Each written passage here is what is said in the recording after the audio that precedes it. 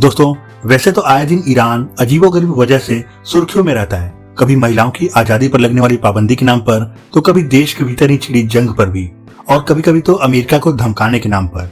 मगर इन सभी के बावजूद ईरान में बहुत कुछ अच्छा भी है जो हमें से बहुत लोग नहीं जानते हैं।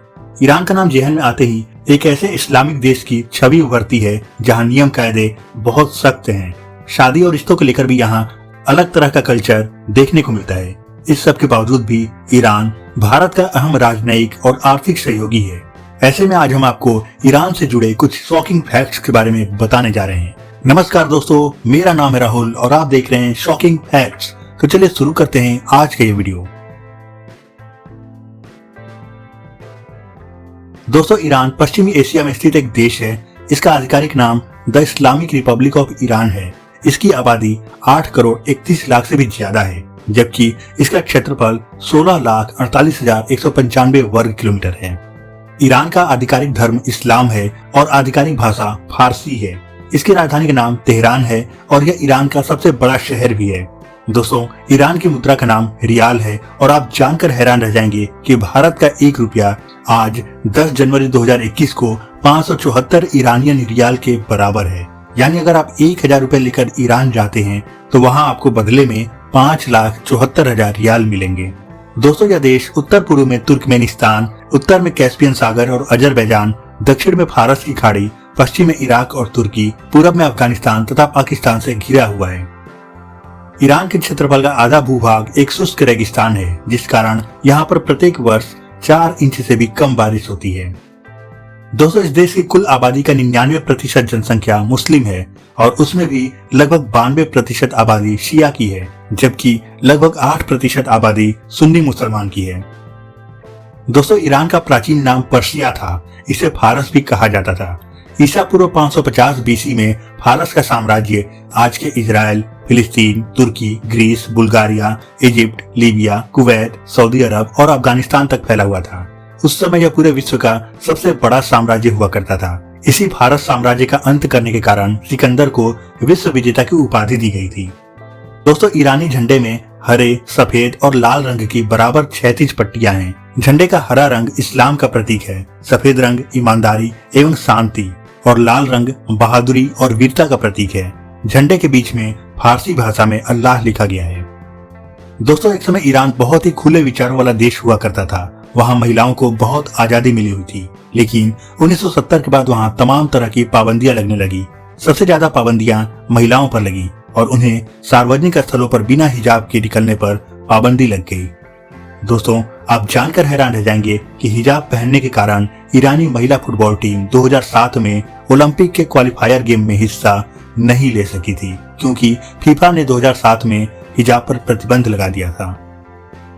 दोस्तों, आप सभी ने बचपन में अली बाबा और 40 चोर की कहानी जरूर पढ़ा होगा या टीवी सीरियल और फिल्मों में भी देखा होगा। हम आपको बताना चाहेंगे कि यह कहानी फारस यानी कि आज के ईरान में ही लिखी गई थी। दोस्तों, ईरान की अर्थव्यवस्था क्रूड ऑयल और नेचुरल गैस के निर्यात पर टिकी हुई है। आज की डेट में ईरान के पास 15,360 करोड़ बैरल क्रूड ऑयल मौजूद है, जो उसे दुनिया का चौथा तेल रिजर्व वाला देश बनाता है। वहीं यह दुनिया का तीसरा सबसे बड़ा नेचुरल गैस का उत्पादक देश है। ईरान के पास 33.6 trillion cubic metre natural gas का भंडार मौजूद है। दोस्तों, साल 2012 में ईरान के पुलिस प्रमुख ने वहां की सरकार को ये बताया कि अमेरिकी कंपनी गूगल उनके देश की जासूसी करता है। इसके बाद ही ईरानी सरकार ने निर्णय लिया कि वह एक राष्ट्रीय इंटरनेट कंपनी बनाएगी जो राज्य नियंत्रण के अधीन होगी, और तब वहां की एक कंपनी ने पारसीजू नाम से एक सर्च इंजन बनाया, जो ईरान में गूगल के बाद दूसरा सबसे ज्यादा विजिट किया जाने वाला सर्च इंजन है। दोस्तों, ईरान में बहुविवाह कानूनन मान्य है और वहां पर पुरुष 4 शादियां कर सकते हैं। एक बार शादी होने के बाद लड़की स्कूल नहीं जा सकती है। वर्तमान में ईरान में विवाह के लिए लड़कियों की उम्र 13 साल है, जबकि लड़के के लिए विवाह की उम्र 15 वर्ष है। वहां वोट देने के लिए भी कानूनन मान्य उम्र 15 वर्ष है। दोस्तों, ईरान में 9 वर्ष की उम्र से ऊपर की लड़कियों को पब्लिक में हिजाब पहनना जरूरी है। इसके साथ ही धार्मिक कानूनों के तौर पर महिलाओं को पुरुष की मौजूदगी में बाथिंग सूट्स या स्विमिंग सूट्स पहनना भी मना है। दोस्तों, ईरान के निवासी प्राचीन समय से ही कालीन निर्माण में आगे थे। ईरान ने पिछले 2500 सालों में कई सुंदर कालीनों और दरीचों का निर्माण किया है। एक मजेदार बात यह भी है कि कालीन बनाते समय ईरानी लोग जानबूझकर कुछ न कुछ गलती करते हैं ताकि वो ये दर्शा सकें कि अल्लाह के अलावा कोई परफेक्ट नहीं है। दोस्तों, ईरान की राजधानी तेहरान यहाँ का सबसे बड़ा शहर भी है। यह दुनिया का सबसे प्रदूषित शहरों में से एक है। तेहरान में अनुमानित तौर पर प्रतिदिन 27 व्यक्ति वायु प्रदूषण से जुड़ी बीमारियों से मर जाते हैं।